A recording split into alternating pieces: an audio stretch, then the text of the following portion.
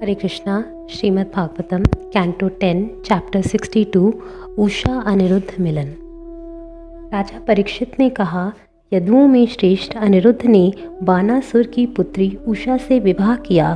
फलस्वरूप हरि तथा शंकर के बीच महान युद्ध हुआ। हे महायोगी, कृपा करके इस घटना के विषय में विस्तार से बतलाइए। शुकदेव गोस्वामी ने कहा, बाण महान संत बलि महाराज के 100 पुत्रों में सबसे बड़ा था। जब भगवान हरि वामन देव के रूप में प्रकट हुए थे तो बलि महाराज ने सारी पृथ्वी उन्हें दान में दे दी थी। बलि महाराज के वीर से उत्पन्न बानासुर शिवजी का महान भक्त हो गया। उसका आचरण सदैव सम्मानित था। वह उदार, बुद्धिमान, सत्यवादी तथा अपने व्रत का पक्का था। शोणितसुर नामक सुंदर नगरी उसके अधीनस्थ में थी।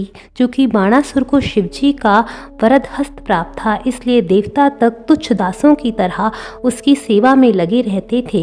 एक बार जब शिवजी तांडव नृत्य कर रहे थे तो बाण ने अपने 1000 हाथों से वाद्य यंत्र बजाकर उन्हें विशेष रूप से प्रसन्न कर लिया था।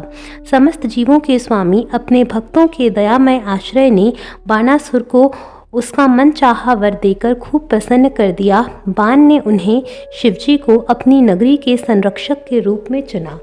बानासुर अपने बल में उत्तम था। एक दिन जब शिवजी उसकी बगल में खड़े थे तो बानासुर ने अपने सूर्य जैसे चमचमाते मुकुट से उनके चरण कमलों का स्पर्श किया और उनसे इस प्रकार कहा। बानासुर ने कहा, हे महादेव, मैं समस्त लोकों के आध्यात्मिक गुरु तथा नियंता आपको नमस्कार करता हूँ। आप उस स्वर्गिक वृक्ष की तरह है जो अपूर्ण इच्छाओं वाले व्यक्तियों की इच्छाएं पूरा करता है। अपने द्वारा प्रदत्त ये 1000 भुजाएं मेरे लिए केवल भारी बोझ बनी हुई हैं। तीनों लोकों में मुझे आपके सिवाय लड़ने के योग्य कोई व्यक्ति नहीं मिल पा रहा। हे आदिदेव, दिशाओं पर शासन करने वाले हाथियों से लड़ने के लिए उत्सुक मैं युद्ध के लिए खुजला रही अपनी भुजाओं से पर्वतों को चूर करते हुए आगे बढ़ता गया, किंतु वे बड़े बड़े हाथी भी डर के मारे भाग गए। यह सुनकर शिवजी क्रुद्ध हो उठे और बोले, रे मूर्ख, जब तू मेरे समान व्यक्ति से युद्ध कर चुकेगा तो तेरी ध्वजा टूट जाएगी। उस युद्ध से तेरा दर्प नष्ट हो जाएगा। इस प्रकार उपदेश दिए जाने पर अज्ञानी बानासुर प्रसन्न हुआ। तत्पश्चात हे राजन, गिरीश ने जो भविष्यवाणी की थी उसकी प्रतीक्षा करने, अपने पराक्रम के विनाश की प्रतीक्षा करने वह अपने घर चला गया। बाण की पुत्री कुमारी उषा ने स्वप्न में प्रद्युम्न के पुत्र के साथ संभोग किया। यद्यपि उसने इसके पूर्व कभी भी अपने प्रेमी को देखा या सुना नहीं था। स्वप्न में उसे न देखकर उषा अपनी सखियों के बीच यह चिल्लाते हुए अचानक उठ बैठी, कहाँ हो मेरे प्रेमी? वह अत्यंत विचलित एवं हड़बड़ाई हुई थी। बानासुर का मंत्री कुंभांड था, जिसकी पुत्री चित्रलेखा थी। वह उषा की सखी थी, अतः उसने उत्साहपूर्वक अपनी सखी से पूछा। चित्रलेखा ने कहा, हे सुंदर भवों वाली, तुम किसे ढूंढ रही हो? तुम यह कौन सी इच्छा अनुभव कर रही हो? हे राजकुमारी, अभी तक मैंने किसी को तुमसे पानी ग्रहण करते नहीं देखा। उषा ने कहा, मैंने सपने में एक पुरुष देखा जिसका रंग सांवला था, जिसकी आंखें कमल जैसी थीं, जिसके वस्त्र पीले थे और भुजाएं बलिष्ठ थीं। वह ऐसा था जो स्त्रियों के हृदय को स्पर्श कर जाता है। मैं उसी प्रेमी को ढूंढ रही हूँ।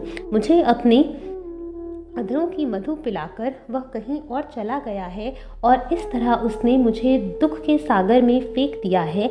मैं उसके लिए अत्यधिक ललायित हूँ। चित्रलेखा ने कहा, मैं तुम्हारी व्याकुलता दूर कर दूंगी।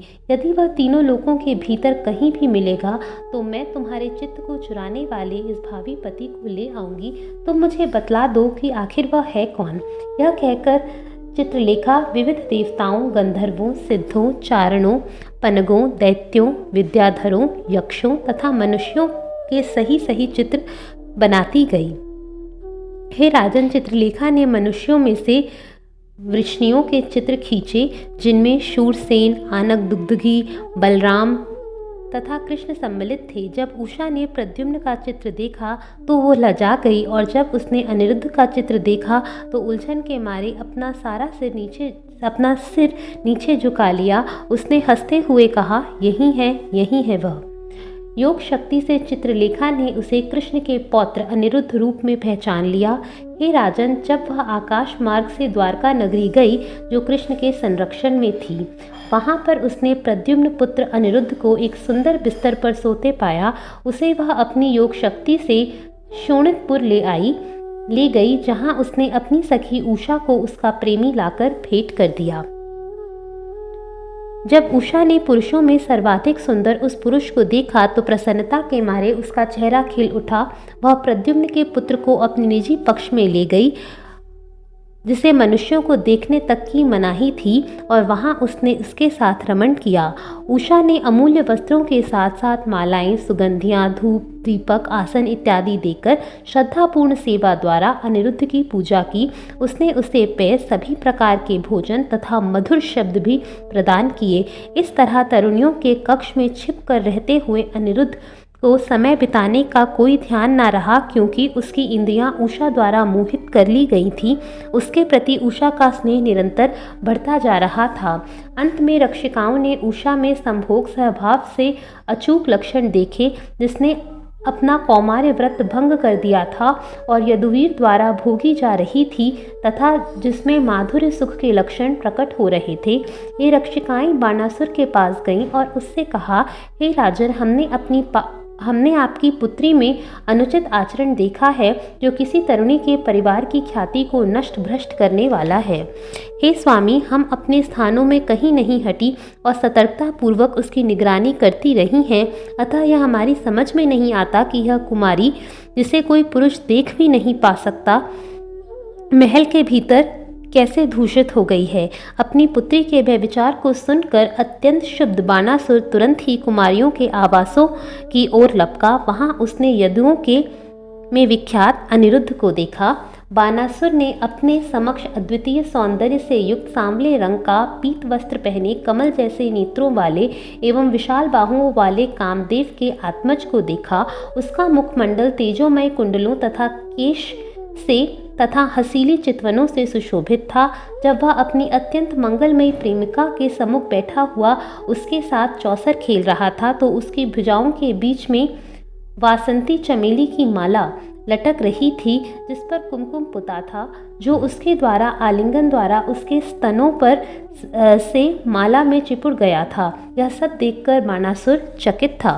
बाणासुर को अनेक सशस्त्र राक्षसों सहित घुसते हुए देखकर अनिरुद्ध ने अपनी लोहे की गदा उठाई और अपने ऊपर आक्रमण करने वाले पर प्रहार करने के लिए सन्नद्ध होकर तनकर खड़ा हो गया।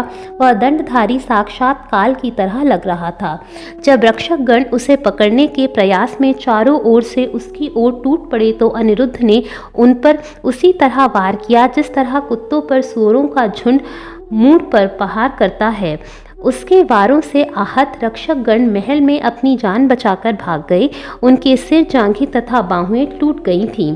किंतु जब अनिरुद्ध बाण से सेना पर प्रहार कर रहा था, तो शक्तिशाली बलिपुत्र ने क्रोधपूर्वक उसे नागपाश में बांध लिया। जब उषा ने अनिरुद्ध को बांधा जाना सुना था, वह शोक तथा विषाद से अभिभूत हो गई।